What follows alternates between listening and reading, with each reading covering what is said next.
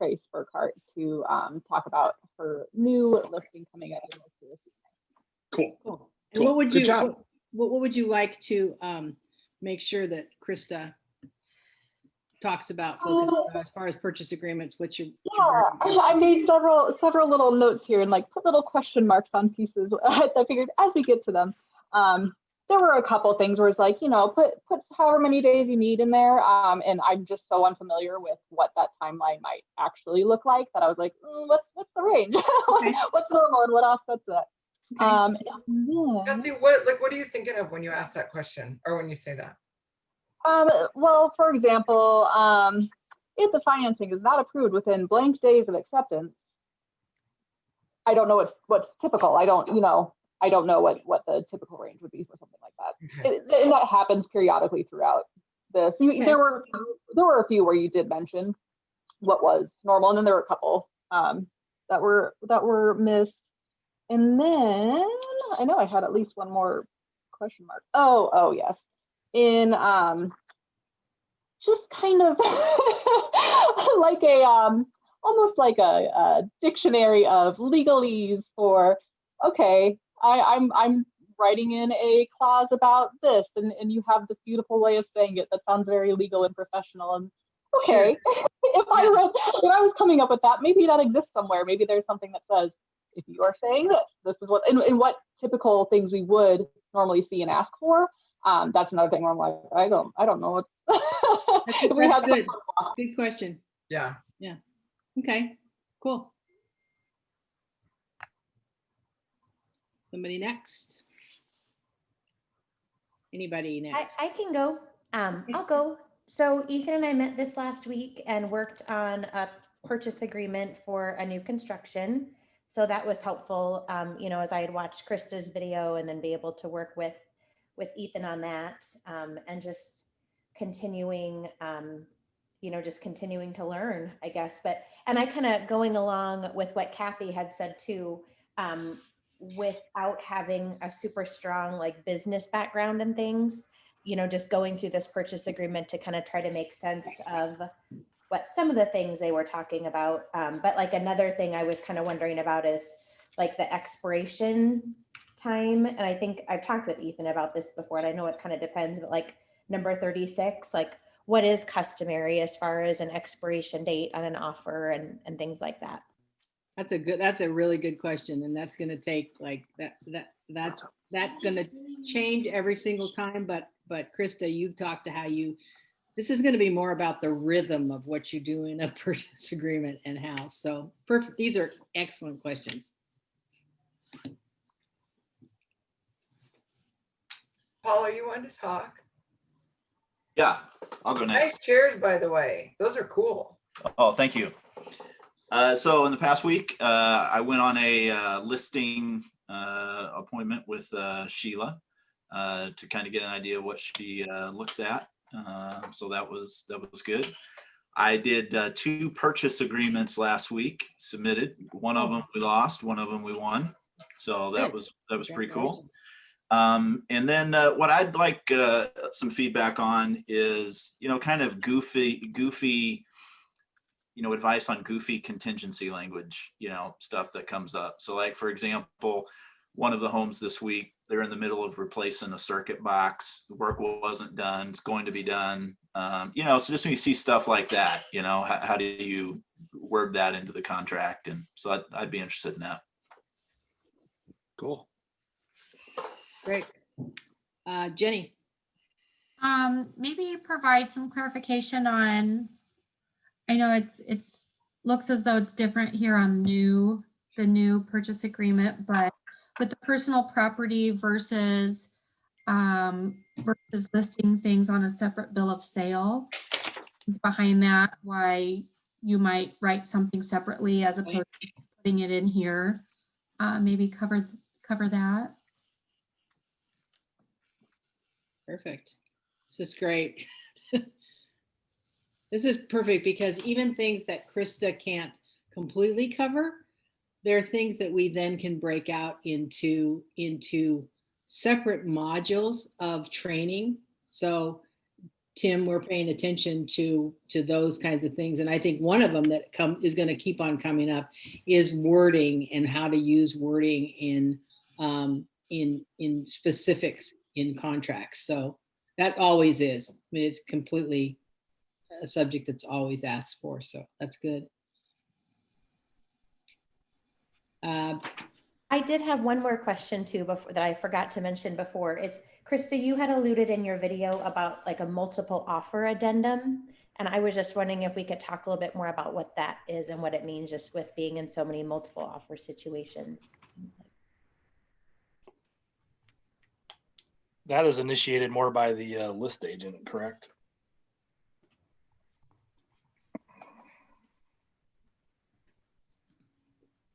Aren't you talking about it? You're talking about an escalation clause and a multiple offer addendum. So no, it's a part of the purchase agreement. Okay. Okay. You guys can turn your cameras on. I don't know. Well, Garrett, you're probably in the office. Sheila's driving. Okay, Sheila's driving, and Brenna. I don't know what you. Oh, there you are. I thought you didn't have your camera on. I was like, that doesn't. It's like a stationary picture. You didn't move. Oh, I'm a statue. It's the theater kid in me. Okay. Go ahead. Give us like what's your last week been? What are you like struggling with, and what can Krista focus on as far as the purchase agreement that would be helpful to you? Sure. So I don't know. I mean, there's just a lot of wording that's like so different in the purchase agreement. I think that's just going to take some careful review on my part as well. But sorry, my cat is like attacking me. I guess one thing that I guess I want to touch on is Article 13 on page like 3 or something. And it's talking about, let's see. It says the closing. So because like we've been dealing with so many delays in closing, is that like for everyone now? This is statewide, right? So it says closing has delayed closing more than 14 calendar days. Either purchaser or seller upon written notice to the other may declare that this agreement is void. Was that in the old purchase agreement, or is this brand new? That is brand new verbiage, and that's Okay. new verbiage that we're a little nervous about. But that is Yeah. brand new verbiage. It is going to take in effect as of February 1st. So to clarify that, so the current purchase agreement we have basically says that the closing date can be negotiable or moved if the lender needs more time. Basically, it's a little vague, intentionally vague. Just saying if the lender needs a little bit more time, a reasonable amount of time, they can have it. The new purchase agreement just gives a cutoff date of 14 days. Or 12 or whatever, yeah. So, and if you want to alter that, the only way to do that would be in the original purchase agreement if you would put in paragraph 10C. So in paragraph 10C is where I don't think that number's changed with the new contract. That's the part of the paragraph where you add anything in there. So if you think that the sale is going to have problems, you need more time, you would need to address that up front. Okay, just in the other provisions.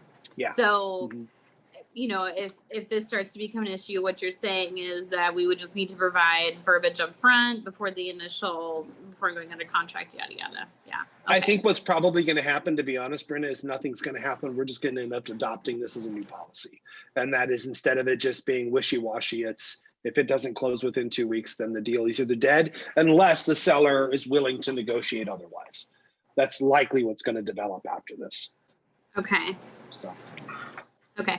As far as like the last week, I've really just been working on creating my calendar for the year. I'm trying to get like at least 2 months in advance, like things planned out with my time. That was one thing that I really struggled with through the end of last year. And that's really been my focus right now. I'm going to start doing a quarterly mailer. Bi-monthly mailer, and I'm gonna focus on a specific neighborhood. So I'm getting that put together.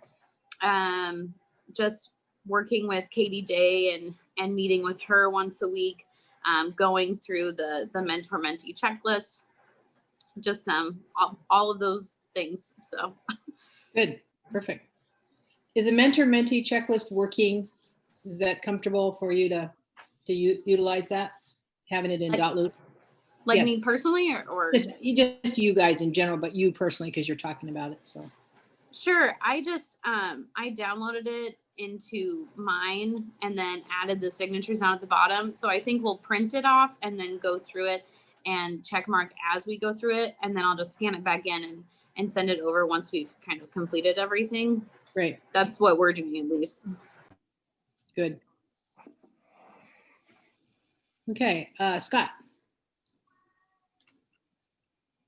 Hi, Carol. My last week has been really focused on building my database, of my sphere of influence, and I've got my mailers out.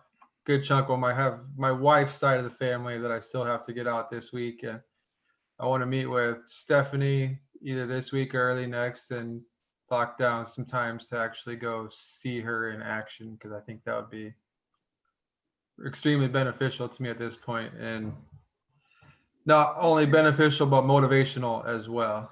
Stephanie Bowden. Yes. Yeah, good. Yeah. Oh yeah, I bet. Good. And anything about purchase agreement that you want to see Krista cover? Well, right off the bat, number 3, because I have personal experience with it. When we bought our house in Bailey, Colorado, we go to do the final walkthrough and a whole fence is missing. And it wound up being kind of a heated, well, not heated, but we'll go with intense interaction between us and the sellers.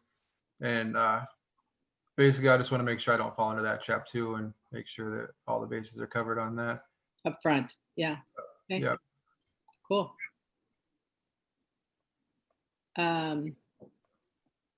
Carl. Yeah, just kind of the last week been working on sphere of influence as well. Also just trying to go through all the emails and probably for once put all the things in the calendar, what day is what, and just trying to get more organized on everything. I'm gonna freely admit I still have the old purchase contract in front of me. Where would I print off a new one? But I was looking through the old one, and some of the other people have already kind of covered on things I had questions on. I didn't get a chance to walk all the purchase that video, so I'm going to agree that I was a slacker. Number 4 on the old one anyway for conveyance was one I had a question on, form of warranty deed and then the exceptions. And then I know on like home inspections, I used to give, if needs be, if the home inspectors are busy, you can get more. So I think you're just able to write in your own if that's agreeable. There's a couple little questions there. Okay. But other than that, just need to keep getting more organized and keep watching the videos. Okay. I feel like I just said an AA thing, and keep coming back because it works.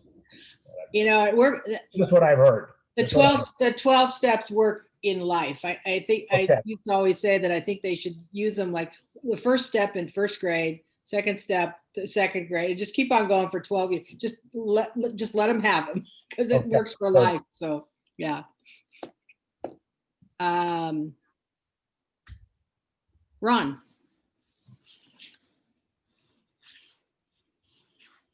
Good. Really, last week just kind of went over the purchase agreement, looking over some things, with Terry and then also with Gracie as well. 24, there was a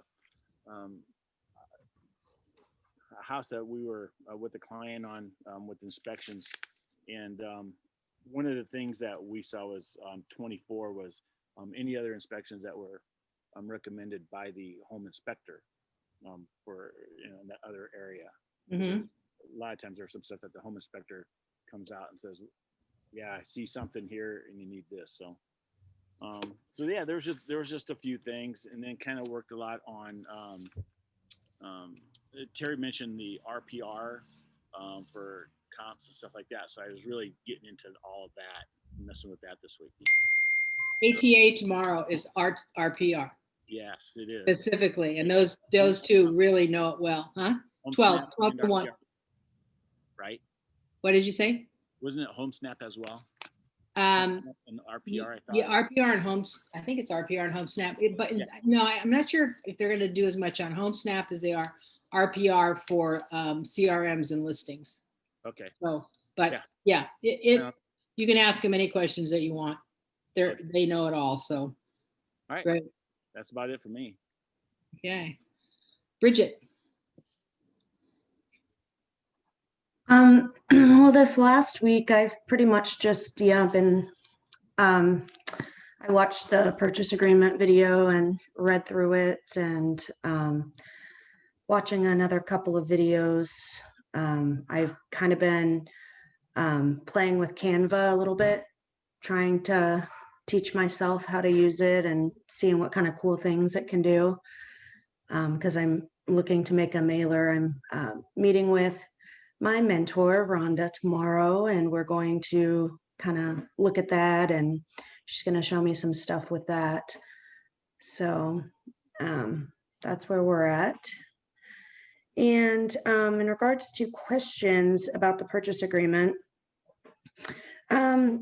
in regards to the financing section, Krista, you had said that you pad the interest rate in order to keep the contract, I guess, in good standing. So I guess my question was, is that something that you do pretty regularly? I mean, how much would you pad it? I'm not that familiar with that. So if you could touch on that just a little bit more, that would be helpful. And then I guess my next question would be, if you end up finding out that your purchaser wants to buy a house in a sanitary and improvement district, do you go about pulling some documents regarding that at that point, so they would know ahead of time, you know, if they had access to trash services? Would that be my job, to go ahead and do that research for them? And same kind of with the HOA. with the HOA. Yeah, exactly. I saw that it said that the title insurance company could provide the covenants, but would that be something that I would do, is contact them and say, hey, I see there's an HOA, can you send me over those covenants? Or? Really good, really, really good question. Those are awesome. Very important. So, yeah. Brett.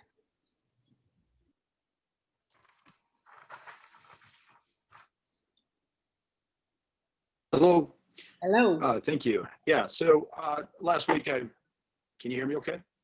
Yeah, you're kind of breaking up and you're frozen on the screen, but we can hear like some words. So you need a booster. Brett. Are you in your lower level? Is this any better? Still scratchy. No.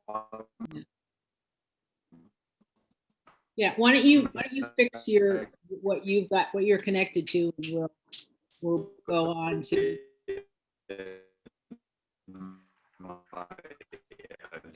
Is this any better? Yeah, that's better. But now you're muted. Now you're gone. Okay, Cornelia. Well,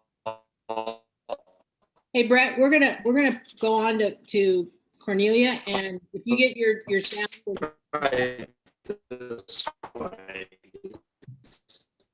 You know, we really kind of need to hurry up because we have 30 minutes to actually answer the questions. Is this any better? Is the No. audio better? No, you know what? You need to get your connection better. So we're going to go on to somebody else, and then we'll, if it works, we'll come back to you. Otherwise, maybe you can work on it. Okay, let's go. so I'm working on some standard language templates for both leads and for, buyers that I actually am working with. Anything from, consistent templates when you talk about the recommendations for lenders, language that explains some of the processes. I mean, my background is in legal, so I'm all about templates and not repeating the same mistakes and minimizing mistakes. I'm also working on a bias questionnaire based on Benjamin's guidance, kind of like, so I have a guideline, a outline for when I actually meet during the initial meeting in the office. And aside from that, working on some marketing materials because I want to start kind of like marketing in my personal neighborhood. Focus on my neighborhood and maybe one or two others. And Angela actually is helping me with that to make sure the message is clear. And marketing is not my forte. So when it comes to legal and documents, I'm good, but anything that's creative, not so good. Okay. Cool. Aside from that, I've been working with a couple of buyers, but unfortunately, I don't have much to show them. That's all right. Garrett, can you join us? Okay, so Krista, why don't you take this? And if anybody has questions, throw them in the chat because I want to get as much as we can in content. I don't think we don't have time for questions. Sorry, I'm here, but. Okay, go ahead, Garrett. Go ahead. Krista, why don't you just take it? We'll get everybody off of here. Okay. So you guys, I'm just going to start running down from your questions. And if I don't get it answered to the point that you need, go ahead and chime in. So Kathy, you talked about the loan approval amount of days. So when I first came in, this was really ambiguous. And my mentor put it on 21 days. And so I had left it there. But the reality is that the appraisal is coming in very late right now. And you don't have final loan approval until that appraisal is in. So I extend that very close to the closing date. So when I fill that in right now, I'm putting in like 28 days, or depending on when our closing date is, I'm going to guide that to when I expect that appraisal to be back. If I know the appraisals are really backed up, I'm going to push it to as tight as I can. And so that's how I follow it. You're going to need to communicate with your lender about that and where their appraisal, or where they're expecting when they're expecting the appraisal to come in. Does that make sense? Okay, and as far as legalese on writing, a lot of that, unfortunately, is just doing it and practicing and getting other people's information. Now, the brokerage that I worked for before had a printout of like certain things, how you can ask for it, like for closing costs, and when you were asked or able to ask for closing costs. So there is verbiage that's out there, but I would say that at that point, when you're wanting to write something in, lean into your mentors at that point for now. And then also look at the purchase agreements that you're getting for listings and use other people's information. This is always about copying, getting good ideas from other people. So I don't have any, there's too much, writing in to do, but I would say that the new contract is going to address some of that because they've really separated things down. Okay, and then Katie, expiration times, what's customary? Okay, so I think that it used to be customary that you would give like a day or so, but obviously in this market, it's very, very different. I'm sorry, I answered Kathy's questions to Katie. I messed that up completely. Anyway, so Katie, expiration times. What's customary? I would say that if you put in an offer by 4 o'clock in the afternoon, that it's customary at this point to put like 10 p.m. at night. Now, your mentor can tell you differently, but you also have to think about that listing agent has to get back to them. They have to be able to communicate that. There are a lot of agents right now that are trying to really force and tighten up expiration times. And as a listing agent, I tell my clients, we're going to take control of this situation and not have our hands forced. So to me, you need to give a decent and reasonable amount of time, 6 to 8 hours. If you give somebody a contract at 7 p.m. and put like a 10 o'clock, I'm probably going to contact you as the listing agent and say, we're most likely going to get back to you in the morning. So I think it's per situation. Obviously, in this market, we're having to work more towards a listing agent. I will tell you one of the things that I do is I call the listing agent immediately once my people tell me that they want to buy. And I ask them, what is the best closing date? And then I asked them, what's the situation? When are you guys reviewing offers? Okay. And then multiple offer addendum. We do have a multiple offer addendum. It's under multiple offer addendum. And I think you can also get it through the escalation clause. It's in, if you go into dot loop and put in, is it general? Then you can start writing multiple offer and pull up that. It is very easy to fill out. It's called a multiple offer form, but we usually refer to it as an escalation clause. So, yeah.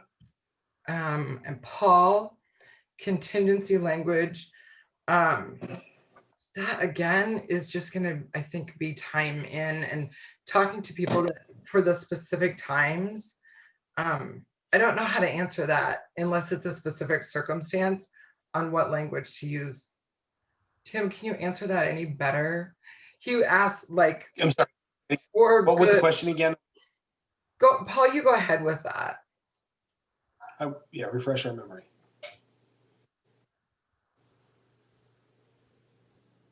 Yeah, so it was just goofy contingency situations. And so like the example that popped up this week is the process of replacing the electrical panel and updating it. And but it's not, so obviously in the contract, I want that recognized up this week. I think that Tim, I'll jump in on that one. That's an easy one to me. I would just write that in the old contract on page 2, section 10, section C, other provisions. I would just write that in, that the electrical panel is to be completed prior to I would say the walkthrough date rather than the closing date, because then you as the realtor can make sure that it's done at least 2 days. I do walkthroughs 2 days before.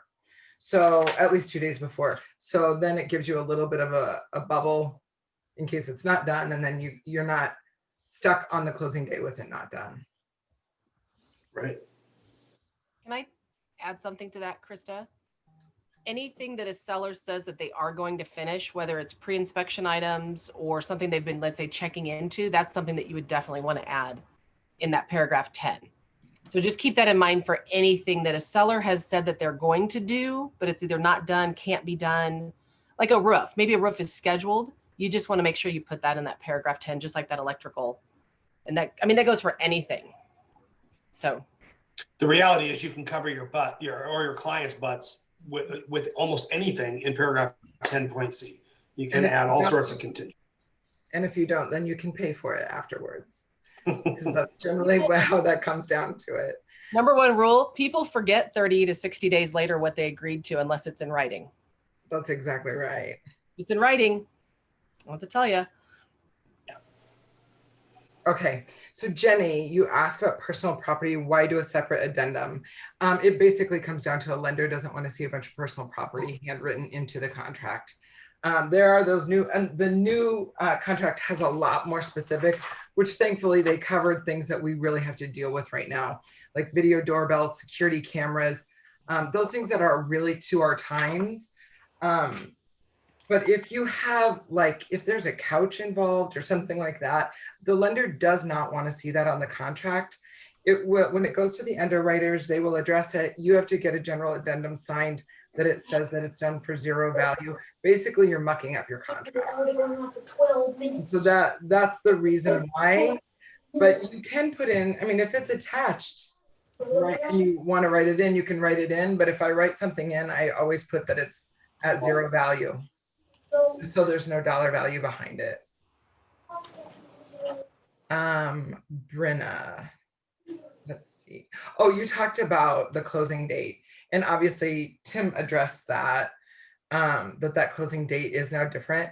The one thing that I thought of when you guys were talking about it is that you can, if your closing date is off and off of that 14 days, you can address that in a general addendum. If everyone is agreeing to it, all you would do is put together a general addendum and say the closing date is to be, and put that new date in there and have everyone sign it. So that's both agents and then buyer and seller.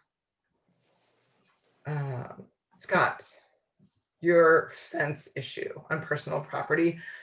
There is no room for a fence on here, so I don't even know how to address a fence issue, and I've never had one. So you will probably be more cognizant since it happened to you.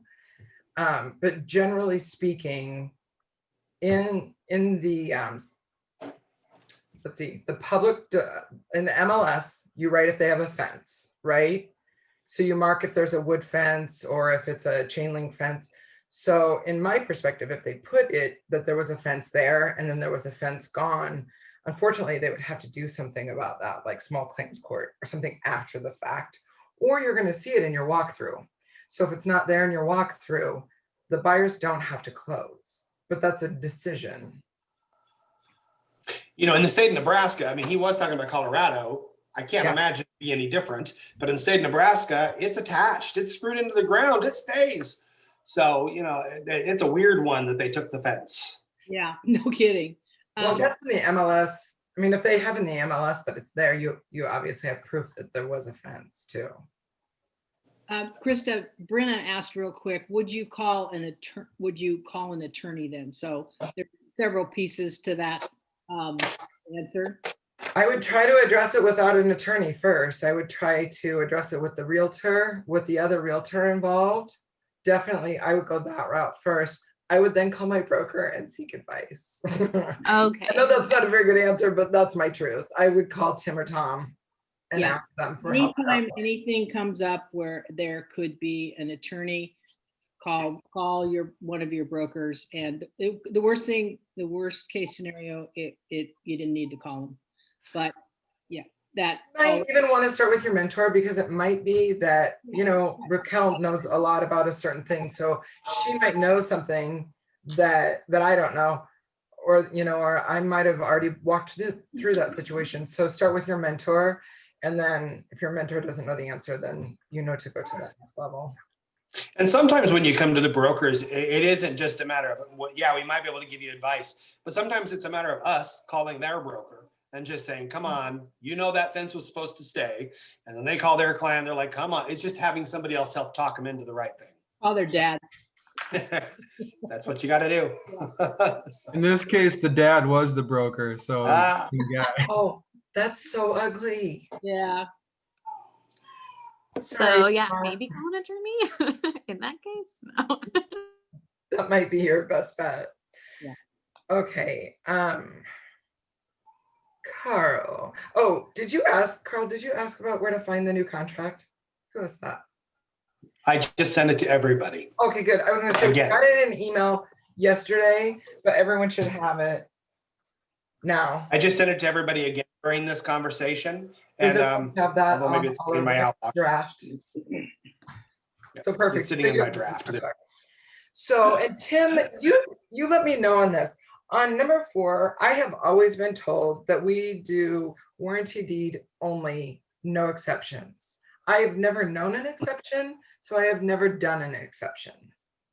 There are exceptions. So warranty deed it's a type of deed. It's the deed they're going to give it to you. It's free and clear title. It's called a warranty deed. Once in a while, we have exceptions. If you're going through relocation, they will give you a special warranty deed. It's called a special warranty deed. If it's a trust, or if it's being sold to you in an estate, or somebody other than the actual seller is signing on behalf of the seller, then you're getting a special warranty deed. So there are other types of deeds that they're just as safe for you. It's just more on the title company and the title company, and but the safety to you is the same. So yeah. So what I do is I write warranty deed or equal. I'm sorry, okay. Warranty deed or equal is the best way to do it. Okay. I learned something today, you guys. See? There you go. And then home inspection. Carl, will you remind me of what your question was about?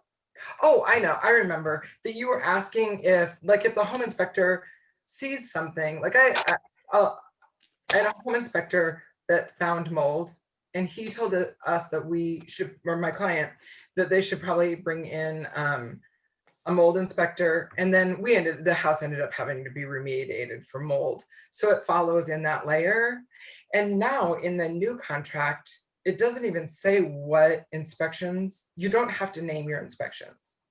So if you had a home inspection and then the home inspector thought they did find mold, you could follow that. You just have, Tim, is it 14 days to complete? That's what the new contract says, yes.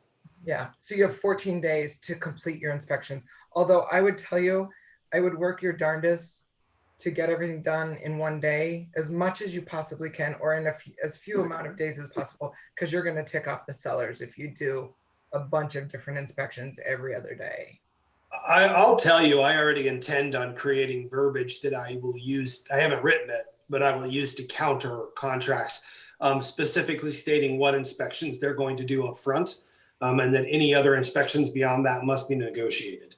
And then I'll also probably hone down that time frame on the inspection because I believe it's too long. Yeah, a little of it is me being grumpy and liking it the old way, but it's also I just like it better that way. I want more finite. I want to know inspections are being done now. I don't want a sewer scope if my seller didn't agree to it, because what they do then we have to disclose. So I plan on being very cautious with that part of our contract. And us as a company, you will see more verbiage come out on that.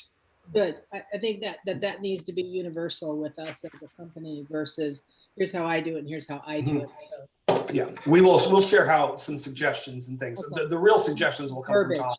He's got the.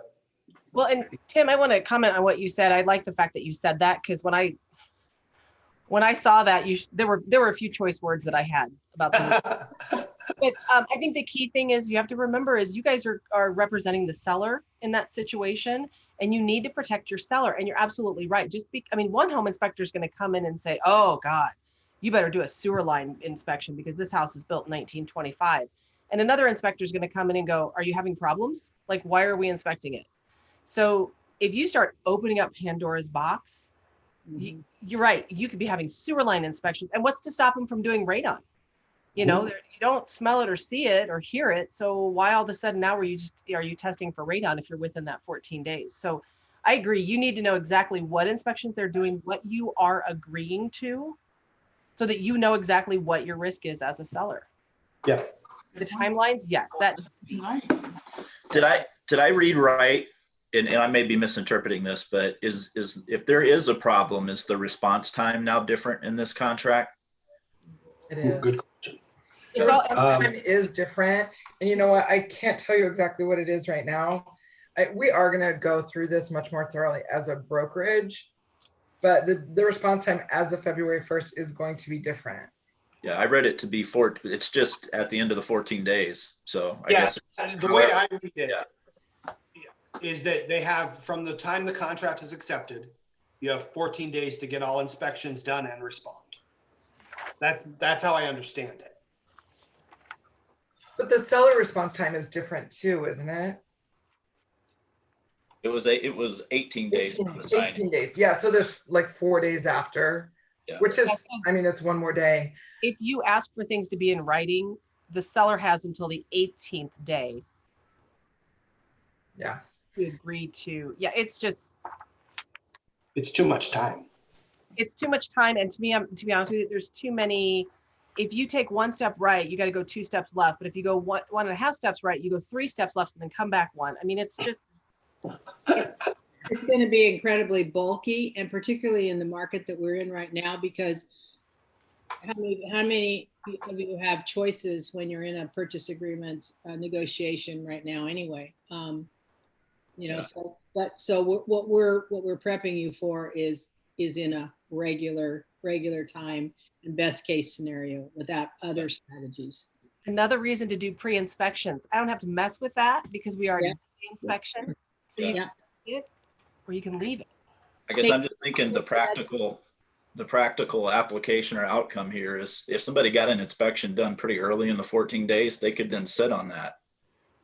Yes. Or if your seller already has a pre-inspection done, as Raquel's saying, and we do this as listing, and then the questions are off the table and the seller has the power. Yep. And the risk. The risk has been mitigated because now they know it's not an unknown what if. Oh, Carl, that was actually, I'm sorry, that was Ron's question about that, but I hope that that answers your question because you ask if you can ask for more time for the home inspection. And obviously we've been granted more time in the new contract, but it's going to be controversial. And I would say that we're probably going to see a lot of realtors bulking at that 14 days because it's a lot of time. So I would say that that's going to sort itself out and tune in on the brokerage level on that. So am I there? Yeah. Okay. So when you when the home inspector says, okay, we saw some stuff, you need to get a structural engineer, we would suggest you get a structural engineer. So you're going to renegotiate, or you're going to just hustle and find someone in to hurry up and get in there so you're in that time frame. Hustle. That's exactly right. You're going to have to work within that time frame. But the thing is that all the people that are in real estate, like mold inspectors, structural engineers, those people understand that time is of the essence in real estate. So most of the people that deal with realtors are used to that. They're, our electricians are used to us forcing their hand and getting things done in 2 weeks' time. Right, thank you. And that goes back to what Tim said, though, about if Tim gets that verbiage put together, as a seller, you're going to want to know that they're bringing an inspector back through. You're going to want to agree to those further inspections. So Absolutely. that's just all needs to be hashed out. Okay, moving on. So Bridget, your question was about the interest rate. And that was something that my mentor told me to do, that we can't predict what's going to happen. And we did have a short time where the rates were very volatile. I don't increase it by much, not even by a quarter. But you guys, I'm sorry, what we're talking about is increasing that where it talks about the interest rate on the terms of financing. I've always been taught to bump it slightly just because interest rates can change. Or, if my people have had a pre-approval letter and they've had it for 3 months, we're nearing that 4th month, their interest rate might be a little bit different. And so that's a legally binding contract. So I always pad that just a little, not by much. I'm going to keep my clients comfortable. And of course, I always discuss their true interest rate with them. And I let them know that their lender will be the bottom line on that. I don't know what their credit score is, and all the information. And then you had one more question. Oh, your question was fabulous. So about the SID and trash and all of those kinds of things, I guess my question to you would be then, how well do you want to serve your client? You can, I let my people know about SID. The only thing that you can really do though is there's a one sheet and the SID that you print off, and I always have them and sign it, and I leave it in their loop. It's not something that you end up turning in. I provide the HOA covenants, and like trash service, I try to figure out exactly who serves that area if they're in an SID and give them their options. I think that it makes you a better quality realtor if you do those things. If you don't, and you're not a bad realtor if you don't, I'm not saying that, but that's, to me, it's just more service. You separate yourself from the pack. The title company is going to have you sign something saying you received a copy of the HOA if they don't give it to you themselves. And so you're eventually going to the client is eventually going to get a copy. They have to get a copy, and it should come from you at the beginning. Yeah, you want to make sure that if there's something within that HOA that maybe your buyer's not going to like. So say they want to plant a vegetable garden, but a lot of HOAs will not allow that to happen. So you want to make sure before you even write the contract and get too far into the process that they understand everything that That's awesome. could be involved. And now, if you guys can't find the covenants easily, if they're not readily available to you, I can find a lot usually at titlecorenational.com. You can usually just slide right down and you can look at Iowa or Nebraska, and you can pick out your county and find your subdivision, and you can print out the HOA. You guys, seriously, Title Court is a wealth of information. Yeah. So remember that, titlecorenational.com. Yeah, send your business to Green Title, but use Title Core National's website. They have an app too. Title Core National has an app. That's what you can easily. I often go to PJ Morgan. I find a lot of covenants on PJ Morgan as well. PJ Morgan's website. Sorry. You do business with people who who put their attention on your relationship and with your clients, but you go resource with people who have the technology. Where the information, where you can find the information easily. Exactly.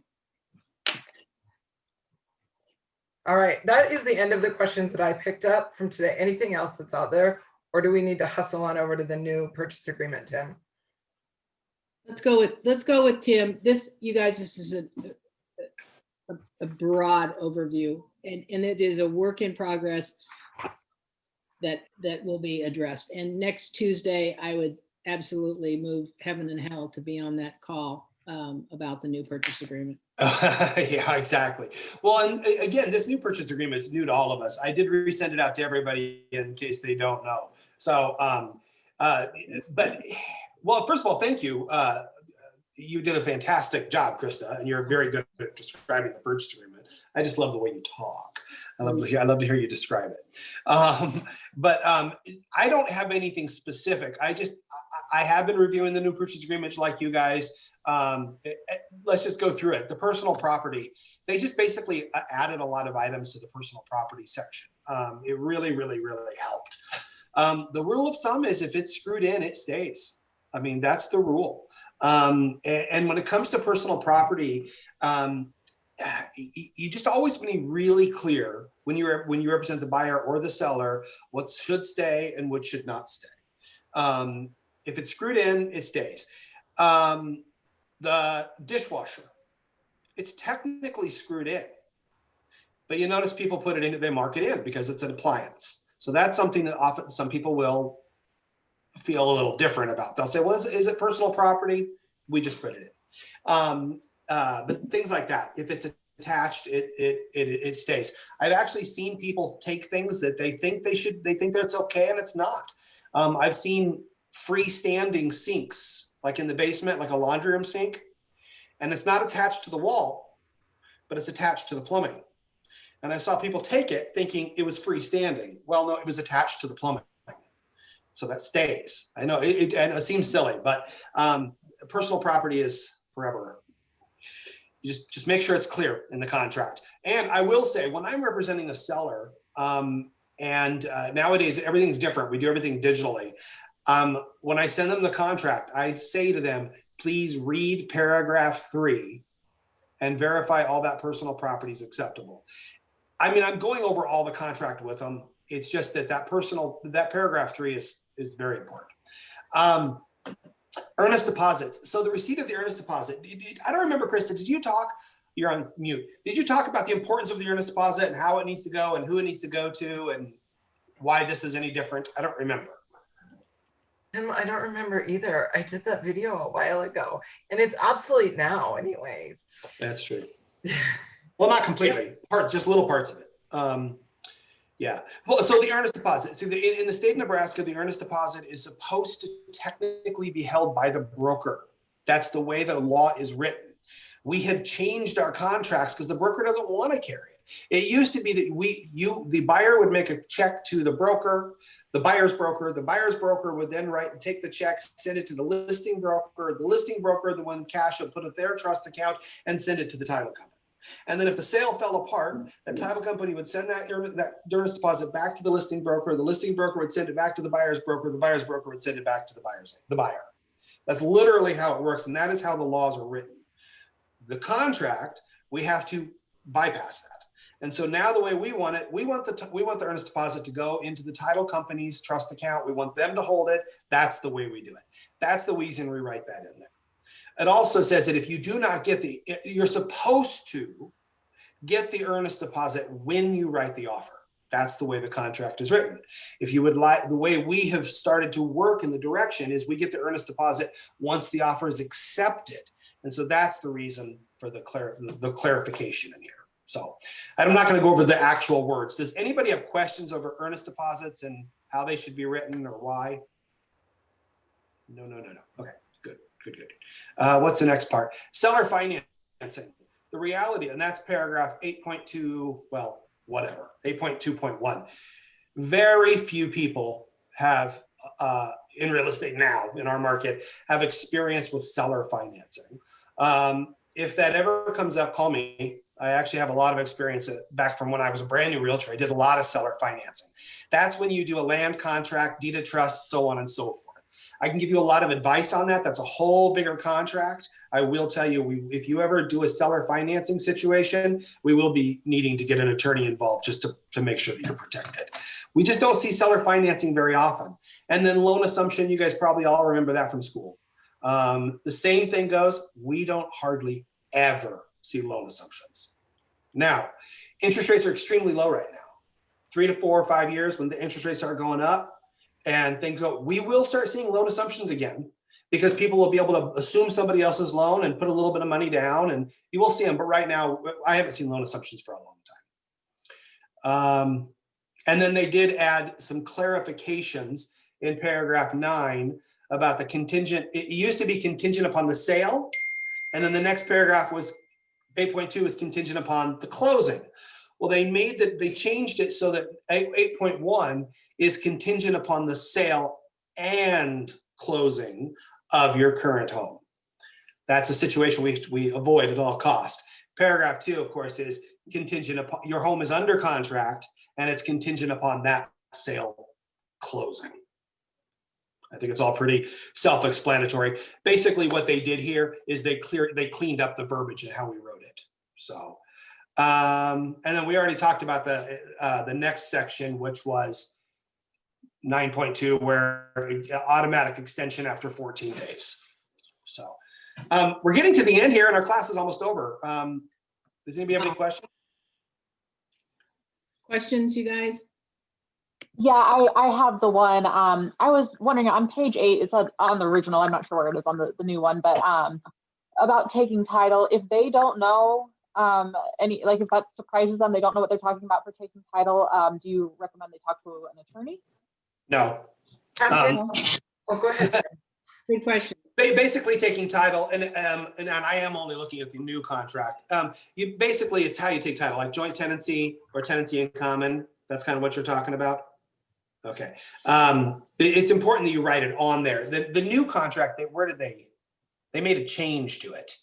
Now they put a little boxes where it can be, but the change they didn't do it right.